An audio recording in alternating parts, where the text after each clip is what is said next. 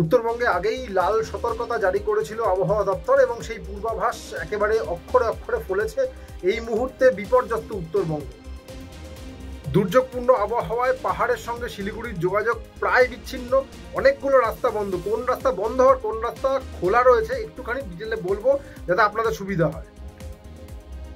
দুধিয়া সেতু ভেঙে পড়ায় মিরিক থেকে শিলিগুড়ির যে সরাসরি যোগাযোগ সেই যোগাযোগ এখন সম্পূর্ণ বন্ধ। হয়তো আগামী কয়েকদিনও এই রাস্তা কবে খুলবে তার ঠিক নেই।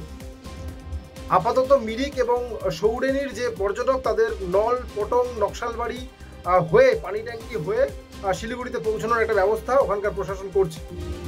ধস নেমে শিলিগুড়ি রোহিণীর রাস্তা এখনো বন্ধ, পাংখাবাড়ি রাস্তা খোলা আছে, হিলকার্ট রোডও খোলা, তবে বেশ কিছু জায়গায় ধস রয়েছে, সেগুলো সরানোর জোর চেষ্টা চালাচ্ছে প্রশাসন।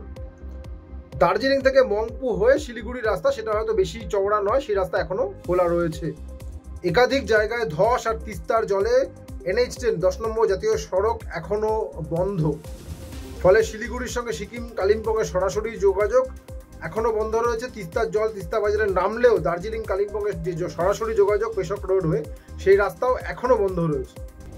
তবে গরুবাথান লাভা হয়ে যে কালিম্পংয়ের রাস্তা সেটা খোলা রয়েছে এবং শিলিগুড়ি কালিম্পংয়ের যে পানবু রোড হয়ে রাস্তা সেটাও এই মুহূর্তে যাতায়াত করা যাচ্ছে। যদিও যে রাস্তাগুলো খোলা রয়েছে সেখানে যানজট যথেষ্টই, ফলে হাতে সময় নিয়ে বেরোবেন।